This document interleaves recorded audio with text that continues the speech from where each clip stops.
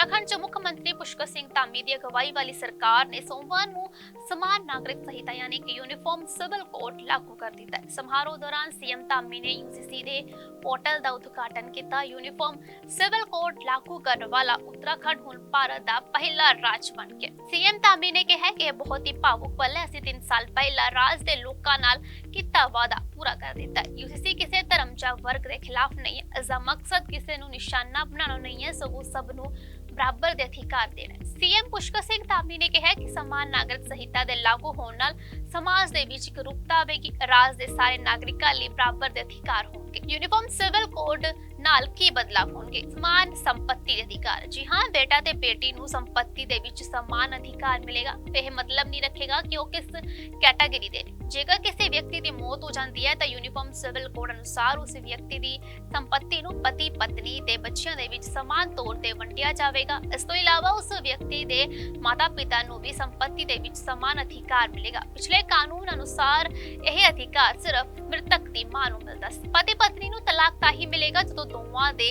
कारण ते आधार इक्को जिहे होणगे। सिर्फ इक्को पक्ष दे कारण देर नाल तलाक नहीं हो सकता। लिव इन दा रजिस्ट्रेशन जरूरी। जी हाँ, उत्तराखंड दे विच रहण वाले कपल जेकर लिव इन दे विच रह रहे ने तां उन्हां नूं इस दा रजिस्ट्रेशन करवाना होवेगा। हालांकि यह सेल्फ डिक्लेरेशन वांग होवेगा, पर इस नियम तो अनुसूचित जनजातियां नूं छूट मिलेगी। जेकर लिव इन रिलेशनशिप तो कोई बच्चा पैदा होता है तो उसकी जिम्मेवारी लिव इन कपल दी होवेगी। दोवां नूं उस बच्चे नूं अपना नाम देना होवेगा। इस नाल राज दे हर बच्चे नूं पहचान मिलेगी। 20 जनवरी 2025 नूं इस नियमावली नूं कैबिनेट दी मंजूरी मिली। उत्तराखंड च मुख मंत्री पुष्कर सिंह धामी की अगवाई वाली सरकार ने सोमवार को समान नागरिक संहिता यानी कि यूनीफॉर्म सिविल कोड लागू कर दिता है। समारोह दौरान सीएम धामी ने यूसीसी के पोर्टल का उद्घाटन किया। यूनीफॉर्म सिविल कोड लागू करने वाला उत्तराखंड हुण भारत का पहला राज्य बन गया। सीएम धामी ने कहा कि यह बहुत ही भावुक पल है। असीं 3 साल पहला राज के लोगों नाल कीता वादा पूरा कर दिता है। यूसीसी किसी धर्म या वर्ग के खिलाफ नहीं है। इसका मकसद किसी को निशाना बनाना नहीं है, सगों सबनों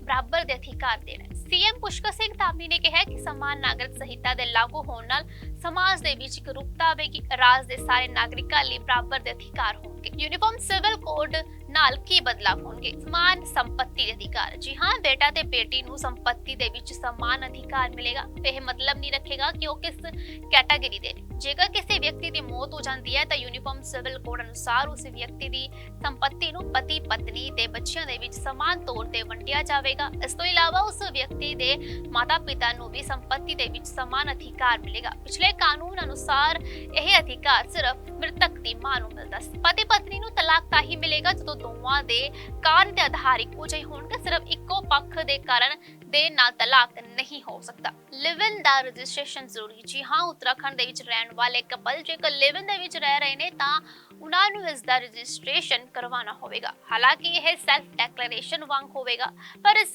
नियम तो अनुसूचित जनजातियां नूं छूट मिलेगी। जेकर लिव इन रिलेशनशिप तो कोई बच्चा पैदा होता है तो उसकी जिम्मेवारी लिव इन कपल दी होवेगी। दोवां नूं उस बच्चे नूं अपना नाम देना होवेगा। इस नाल राज दे हर बच्चे नूं पहचान मिलेगी। 20 जनवरी 2025 नूं इस नियमावली नूं कैबिनेट दी मंजूरी मिली। उत्तराखंड च मुख मंत्री पुष्कर सिंह धामी की अगवाई वाली सरकार ने सोमवार को समान नागरिक संहिता यानी कि यूनीफॉर्म सिविल कोड लागू कर दिता है। समारोह दौरान सीएम धामी ने यूसीसी के पोर्टल का उद्घाटन किया। यूनीफॉर्म सिविल कोड लागू करने वाला उत्तराखंड हुण भारत का पहला राज्य बन गया। सीएम धामी ने कहा कि यह बहुत ही भावुक पल है। असीं 3 साल पहला राज के लोगों नाल कीता वादा पूरा कर दिता है। यूसीसी किसी धर्म या वर्ग के खिलाफ नहीं है। इसका मकसद किसी को निशाना बनाना नहीं है, सगों सबनों बराबर के अधिकार देना है। सीएम पुष्कर सिंह धामी ने कहा कि समान नागरिक संहिता के लागू होने नाल समाज दे विच एकरूपता आवेगी। राज के सारे नागरिकों लिए बराबर के अधिकार होंगे। यूनीफॉर्म सिविल कोड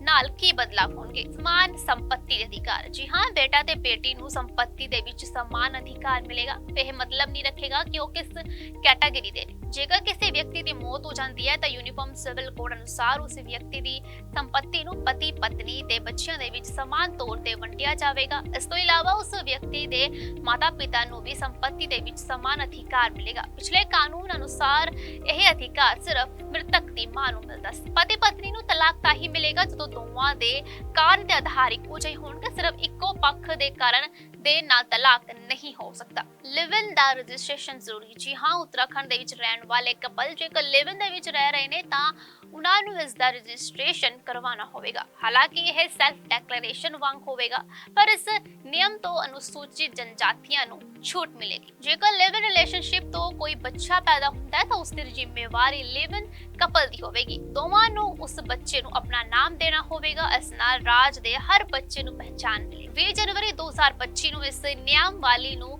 ਕੈਬਨਿਟ ਦੀ ਮਨਜ਼ੂਰੀ ਮਿਲੀ। ਉੱਤਰਾਖੰਡ ਚ ਮੁੱਖ ਮੰਤਰੀ ਪੁਸ਼ਕਰ ਸਿੰਘ ਧਾਮੀ ਦੀ ਅਗਵਾਈ ਵਾਲੀ ਸਰਕਾਰ ਨੇ ਸੋਮਵਾਰ ਨੂੰ ਸਮਾਨ ਨਾਗਰਿਕ ਸੰਹਿਤਾ ਯਾਨੀ ਕਿ ਯੂਨੀਫਾਰਮ ਸਿਵਲ ਕੋਡ ਲਾਗੂ ਕਰ ਦਿੱਤਾ ਹੈ। ਸਮਾਰੋਹ ਦੌਰਾਨ ਸੀਐਮ ਧਾਮੀ ਨੇ ਯੂਜੀਸੀ ਦੇ ਪੋਰਟਲ ਦਾ ਉਦਘਾਟਨ ਕੀਤਾ। ਯੂਨੀਫਾਰਮ ਸਿਵਲ ਕੋਡ ਲਾਗੂ ਕਰਨ ਵਾਲਾ ਉੱਤਰਾਖੰਡ ਹੁਣ ਭਾਰਤ ਦਾ ਪਹਿਲਾ ਰਾਜ ਬਣ ਗਿਆ। ਸੀਐਮ ਧਾਮੀ ਨੇ ਕਿਹਾ ਕਿ ਇਹ ਬਹੁਤ ਹੀ ਭਾਵੁਕ ਪਲ ਹੈ। ਅਸੀਂ 3 ਸਾਲ ਪਹਿਲਾਂ ਰਾਜ ਦੇ ਲੋਕਾਂ ਨਾਲ ਕੀਤਾ ਵਾਅਦਾ ਪੂਰਾ ਕਰ ਦਿੱਤਾ। ਯੂਜੀਸੀ ਕਿਸੇ ਧਰਮ ਜਾਂ ਵਰਗ ਦੇ ਖਿਲਾਫ ਨਹੀਂ ਹੈ। ਇਸ ਦਾ ਮਕਸਦ ਕਿਸੇ ਨੂੰ ਨਿਸ਼ਾਨਾ ਬਣਾਉਣਾ ਨਹੀਂ ਹੈ, ਸਗੋਂ ਸਭ ਨੂੰ ਬਰਾਬਰ ਦੇ ਅਧਿਕਾਰ ਦੇਣਾ ਹੈ। ਸੀਐਮ ਪੁਸ਼ਕਰ ਸਿੰਘ ਧਾਮੀ ਨੇ ਕਿਹਾ ਕਿ ਸਮਾਨ ਨਾਗਰਿਕ ਸੰਹਿਤਾ ਦੇ ਲਾਗੂ ਹੋਣ ਨਾਲ ਸਮਾਜ ਦੇ ਵਿੱਚ ਇਕਰੂਪਤਾ ਆਵੇਗੀ। ਰਾਜ ਦੇ ਸਾਰੇ ਨਾਗਰਿਕਾਂ ਲਈ ਬਰਾਬਰ ਦੇ ਅਧਿਕਾਰ ਹੋਣਗੇ। ਯੂਨੀਫਾਰਮ ਸਿਵਲ ਕੋਡ ਨਾਲ ਕੀ ਬਦਲਾਵ ਹੋਣਗੇ? ਸਮਾਨ ਸੰਪत्ति ਦੇ ਅਧਿਕਾਰ। ਜੀ ਹਾਂ, ਬੇਟਾ ਤੇ ਬੇਟੀ ਨੂੰ ਸੰਪत्ति ਦੇ ਵਿੱਚ ਸਮਾਨ ਅਧਿਕਾਰ ਮਿਲੇਗਾ। ਇਹ ਮਤਲਬ ਨਹੀਂ ਰੱਖੇਗਾ ਕਿ ਉਹ ਕਿਸ ਕੈਟਾਗਰੀ ਦੇ ਨੇ। ਜੇਕਰ ਕਿਸੇ ਵਿਅਕਤੀ ਦੀ ਮੌਤ ਹੋ ਜਾਂਦੀ ਹੈ ਤਾਂ ਯੂਨੀਫਾਰਮ ਸਿਵਲ ਕੋਡ ਅਨੁਸਾਰ ਉਸ ਵਿਅਕਤੀ ਦੀ ਸੰਪत्ति ਨੂੰ ਪਤੀ ਪਤਨੀ ਤੇ ਬੱਚਿਆਂ ਦੇ ਵਿੱਚ ਸਮਾਨ ਤੌਰ ਤੇ ਵੰਡਿਆ ਜਾਵੇਗਾ। ਇਸ ਤੋਂ ਇਲਾਵਾ ਉਸ ਵਿਅਕਤੀ ਦੇ ਮਾਤਾ ਪਿਤਾ ਨੂੰ ਵੀ ਸੰਪत्ति ਦੇ ਵਿੱਚ ਸਮਾਨ ਅਧਿਕਾਰ ਮਿਲੇਗਾ। ਪਿਛਲੇ ਕਾਨੂੰਨ ਅਨੁਸਾਰ ਇਹ ਅਧਿਕਾਰ ਸਿਰਫ ਮ੍ਰਿਤਕ ਦੀ ਮਾਂ ਨੂੰ ਮਿਲਦਾ ਸੀ। ਪਤੀ ਪਤਨੀ ਨੂੰ ਤਲਾਕ ਤਾਂ ਹੀ ਮਿਲੇਗਾ ਜਦੋਂ ਦੋਵਾਂ ਦੇ ਕਾਰਨ ਦੇ ਆਧਾਰ ਇੱਕੋ ਜਿਹੇ ਹੋਣਗੇ। ਸਿਰਫ ਇੱਕੋ ਪੱਖ ਦੇ ਕਾਰਨ ਦੇਣ ਨਾਲ ਤਲਾਕ ਨਹੀਂ ਹੋ ਸਕਦਾ। ਲਿਵ ਇਨ ਦਾ ਰਜਿਸਟ੍ਰੇਸ਼ਨ ਜ਼ਰੂਰੀ। ਜੀ ਹਾਂ, ਉੱਤਰਾਖੰਡ ਦੇ ਵਿੱਚ ਰਹਿਣ ਵਾਲੇ ਕਪਲ ਜੇਕਰ ਲਿਵ ਇਨ ਦੇ ਵਿੱਚ ਰਹਿ ਰਹੇ ਨੇ ਤਾਂ ਉਹਨਾਂ ਨੂੰ ਇਸ ਦਾ ਰਜਿਸਟ੍ਰੇਸ਼ਨ ਕਰਵਾਉਣਾ ਹੋਵੇਗਾ। ਹਾਲਾਂਕਿ ਇਹ ਸੈਲਫ ਡੈਕਲੇਰੇਸ਼ਨ ਵਾਂਗ ਹੋਵੇਗਾ, ਪਰ ਇਸ ਨਿਯਮ ਤੋਂ ਅਨੁਸੂਚਿਤ ਜਨਜਾਤੀਆਂ ਨੂੰ ਛੂਟ ਮਿਲੇਗੀ। ਜੇਕਰ ਲਿਵ ਇਨ ਰਿਲੇਸ਼ਨਸ਼ਿਪ ਤੋਂ ਕੋਈ ਬੱਚਾ ਪੈਦਾ ਹੁੰਦਾ ਹੈ ਤਾਂ ਉਸ ਦੀ ਜ਼ਿੰਮੇਵਾਰੀ ਲਿਵ ਇਨ ਕਪਲ ਦੀ ਹੋਵੇਗੀ। ਦੋਵਾਂ ਨੂੰ ਉਸ ਬੱਚੇ ਨੂੰ ਆਪਣਾ ਨਾਮ ਦੇਣਾ ਹੋਵੇਗਾ। ਇਸ ਨਾਲ ਰਾਜ ਦੇ ਹਰ ਬੱਚੇ ਨੂੰ ਪਹਿਚਾਨ ਮਿਲੇਗੀ। 20 ਜਨਵਰੀ 2025 ਨੂੰ ਇਸ ਨਿਯਮਾਵਲੀ ਨੂੰ ਕੈਬਨਿਟ ਦੀ ਮਨਜ਼ੂਰੀ ਮਿਲੀ। ਉੱਤਰਾਖੰਡ ਚ ਮੁੱਖ ਮੰਤਰੀ ਪੁਸ਼ਕਰ ਸਿੰਘ ਧਾਮੀ ਦੀ ਅਗਵਾਈ ਵਾਲੀ ਸਰਕਾਰ ਨੇ ਸੋਮਵਾਰ ਨੂੰ ਸਮਾਨ ਨਾਗਰਿਕ ਸੰਹਿਤਾ ਯਾਨੀ ਕਿ ਯੂਨੀਫਾਰਮ ਸਿਵਲ ਕੋਡ ਲਾਗੂ ਕਰ ਦਿੱਤਾ ਹੈ। ਸਮਾਰੋਹ ਦੌਰਾਨ ਸੀਐਮ ਧਾਮੀ ਨੇ ਯੂਜੀਸੀ ਦੇ ਪੋਰਟਲ ਦਾ ਉਦਘਾਟਨ ਕੀਤਾ। ਯੂਨੀਫਾਰਮ ਸਿਵਲ ਕੋਡ ਲਾਗੂ ਕਰਨ ਵਾਲਾ ਉੱਤਰਾਖੰਡ ਹੁਣ ਭਾਰਤ ਦਾ ਪਹਿਲਾ ਰਾਜ ਬਣ ਗਿਆ। ਸੀਐਮ ਧਾਮੀ ਨੇ ਕਿਹਾ ਕਿ ਇਹ ਬਹੁਤ ਹੀ ਭਾਵੁਕ ਪਲ ਹੈ। ਅਸੀਂ 3 ਸਾਲ ਪਹਿਲਾਂ ਰਾਜ ਦੇ ਲੋਕਾਂ ਨਾਲ ਕੀਤਾ ਵਾਅਦਾ ਪੂਰਾ ਕਰ ਦਿੱਤਾ। ਯੂਜੀਸੀ ਕਿਸੇ ਧਰਮ ਜਾਂ ਵਰਗ ਦੇ ਖਿਲਾਫ ਨਹੀਂ ਹੈ। ਇਸ ਦਾ ਮਕਸਦ ਕਿਸੇ ਨੂੰ ਨਿਸ਼ਾਨਾ ਬਣਾਉਣਾ ਨਹੀਂ ਹੈ, ਸਗੋਂ ਸਭ ਨੂੰ ਬਰਾਬਰ ਦੇ ਅਧਿਕਾਰ ਦੇਣਾ ਹੈ। ਸੀਐਮ ਪੁਸ਼ਕਰ ਸਿੰਘ ਧਾਮੀ ਨੇ ਕਿਹਾ ਕਿ ਸਮਾਨ ਨਾਗਰਿਕ ਸੰਹਿਤਾ ਦੇ ਲਾਗੂ ਹੋਣ ਨਾਲ ਸਮਾਜ ਦੇ ਵਿੱਚ ਇਕਰੂਪਤਾ ਆਵੇਗੀ। ਰਾਜ ਦੇ ਸਾਰੇ ਨਾਗਰਿਕਾਂ ਲਈ ਬਰਾਬਰ ਦੇ ਅਧਿਕਾਰ ਹੋਣਗੇ। ਯੂਨੀਫਾਰਮ ਸਿਵਲ ਕੋਡ ਨਾਲ ਕੀ ਬਦਲਾਵ ਹੋਣਗੇ? ਸਮਾਨ ਸੰਪत्ति ਦੇ ਅਧਿਕਾਰ। ਜੀ ਹਾਂ, ਬੇਟਾ ਤੇ ਬੇਟੀ ਨੂੰ ਸੰਪत्ति ਦੇ ਵਿੱਚ ਸਮਾਨ ਅਧਿਕਾਰ ਮਿਲੇਗਾ। ਇਹ ਮਤਲਬ ਨਹੀਂ ਰੱਖੇਗਾ ਕਿ ਉਹ ਕਿਸ ਕੈਟਾਗਰੀ ਦੇ ਨੇ। ਜੇਕਰ ਕਿਸੇ ਵਿਅਕਤੀ ਦੀ ਮੌਤ ਹੋ ਜਾਂਦੀ ਹੈ ਤਾਂ ਯੂਨੀਫਾਰਮ ਸਿਵਲ ਕੋਡ ਅਨੁਸਾਰ ਉਸ ਵਿਅਕਤੀ ਦੀ ਸੰਪत्ति ਨੂੰ ਪਤੀ ਪਤਨੀ ਤੇ ਬੱਚਿਆਂ ਦੇ ਵਿੱਚ ਸਮਾਨ ਤੌਰ ਤੇ ਵੰਡਿਆ ਜਾਵੇਗਾ। ਇਸ ਤੋਂ ਇਲਾਵਾ ਉਸ ਵਿਅਕਤੀ ਦੇ ਮਾਤਾ ਪਿਤਾ ਨੂੰ ਵੀ ਸੰਪत्ति ਦੇ ਵਿੱਚ ਸਮਾਨ ਅਧਿਕਾਰ ਮਿਲੇਗਾ। ਪਿਛਲੇ ਕਾਨੂੰਨ ਅਨੁਸਾਰ ਇਹ ਅਧਿਕਾਰ ਸਿਰਫ ਮ੍ਰਿਤਕ ਦੀ ਮਾਂ ਨੂੰ ਮਿਲਦਾ ਸੀ। ਪਤੀ ਪਤਨੀ ਨੂੰ ਤਲਾਕ ਤਾਂ ਹੀ ਮਿਲੇਗਾ ਜਦੋਂ ਦੋਵਾਂ ਦੇ ਕਾਰਨ ਦੇ ਆਧਾਰ ਇੱਕੋ ਜਿਹੇ ਹੋਣਗੇ। ਸਿਰਫ ਇੱਕੋ ਪੱਖ ਦੇ ਕਾਰਨ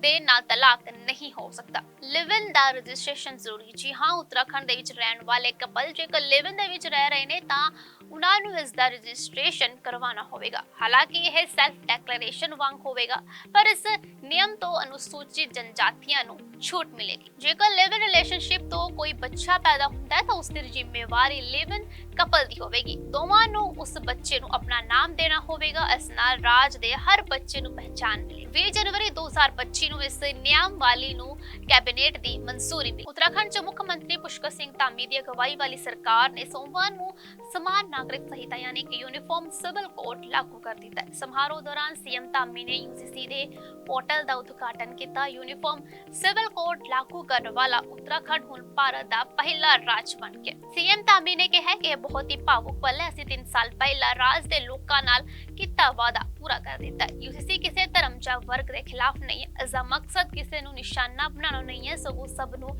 ਬਰਾਬਰ ਦੇ ਅਧਿਕਾਰ ਦੇਣਾ ਹੈ। ਸੀਐਮ ਪੁਸ਼ਕਰ ਸਿੰਘ ਧਾਮੀ ਨੇ ਕਿਹਾ ਕਿ ਸਮਾਨ ਨਾਗਰਿਕ ਸੰਹਿਤਾ ਦੇ ਲਾਗੂ ਹੋਣ ਨਾਲ ਸਮਾਜ ਦੇ ਵਿੱਚ ਇਕਰੂਪਤਾ ਆਵੇਗੀ। ਰਾਜ ਦੇ ਸਾਰੇ ਨਾਗਰਿਕਾਂ ਲਈ ਬਰਾਬਰ ਦੇ ਅਧਿਕਾਰ ਹੋਣਗੇ। ਯੂਨੀਫਾਰਮ ਸਿਵਲ ਕੋਡ ਨਾਲ ਕੀ ਬਦਲਾਅ ਹੋਣਗੇ। ਸਮਾਨ ਸੰਪत्ति ਦੇ ਅਧਿਕਾਰ। ਜੀ ਹਾਂ, ਬੇਟਾ ਤੇ ਬੇਟੀ ਨੂੰ ਸੰਪत्ति ਦੇ ਵਿੱਚ ਸਮਾਨ ਅਧਿਕਾਰ ਮਿਲੇਗਾ। ਇਹ ਮਤਲਬ ਨਹੀਂ ਰੱਖੇਗਾ ਕਿ ਉਹ ਕਿਸ ਕੈਟਾਗਰੀ ਦੇ ਨੇ। ਜੇਕਰ ਕਿਸੇ ਵਿਅਕਤੀ ਦੀ ਮੌਤ ਹੋ ਜਾਂਦੀ ਹੈ ਤਾਂ ਯੂਨੀਫਾਰਮ ਸਿਵਲ ਕੋਡ ਅਨੁਸਾਰ ਉਸ ਵਿਅਕਤੀ ਦੀ ਸੰਪत्ति ਨੂੰ ਪਤੀ ਪਤਨੀ ਤੇ ਬੱਚਿਆਂ ਦੇ ਵਿੱਚ ਸਮਾਨ ਤੌਰ ਤੇ ਵੰਡਿਆ ਜਾਵੇਗਾ। ਇਸ ਤੋਂ ਇਲਾਵਾ ਉਸ ਵਿਅਕਤੀ ਦੇ ਮਾਤਾ ਪਿਤਾ ਨੂੰ ਵੀ ਸੰਪत्ति ਦੇ ਵਿੱਚ ਸਮਾਨ ਅਧਿਕਾਰ ਮਿਲੇਗਾ। ਪਿਛਲੇ ਕਾਨੂੰਨ ਅਨੁਸਾਰ ਇਹ ਅਧਿਕਾਰ ਸਿਰਫ ਮ੍ਰਿਤਕ ਦੀ ਮਾਂ ਨੂੰ ਮਿਲਦਾ ਸੀ। ਪਤੀ ਪਤਨੀ ਨੂੰ ਤਲਾਕ ਤਾਂ ਹੀ ਮਿਲੇਗਾ ਜਦੋਂ ਦੋਵਾਂ ਦੇ ਕਾਰਨ ਦੇ ਆਧਾਰ ਇੱਕੋ ਜਿਹੇ ਹੋਣਗੇ। ਸਿਰਫ ਇੱਕੋ ਪੱਖ ਦੇ ਕਾਰਨ ਦੇ ਨਾਲ ਤਲਾਕ ਨਹੀਂ ਹੋ ਸਕਦਾ। ਲਿਵ ਇਨ ਦਾ ਰਜਿਸਟ੍ਰੇਸ਼ਨ ਜ਼ਰੂਰੀ। ਜੀ ਹਾਂ, ਉੱਤਰਾਖੰਡ ਦੇ ਵਿੱਚ ਰਹਿਣ ਵਾਲੇ ਕਪਲ ਜੇਕਰ ਲਿਵ ਇਨ ਦੇ ਵਿੱਚ ਰਹਿ ਰਹੇ ਨੇ ਤਾਂ ਉਹਨਾਂ ਨੂੰ ਇਸ ਦਾ ਰਜਿਸਟ੍ਰੇਸ਼ਨ ਕਰਵਾਉਣਾ ਹੋਵੇਗਾ। ਹਾਲਾਂਕਿ ਇਹ ਸੈਲਫ ਡੈਕਲੇਰੇਸ਼ਨ ਵਾਂਗ ਹੋਵੇਗਾ, ਪਰ ਇਸ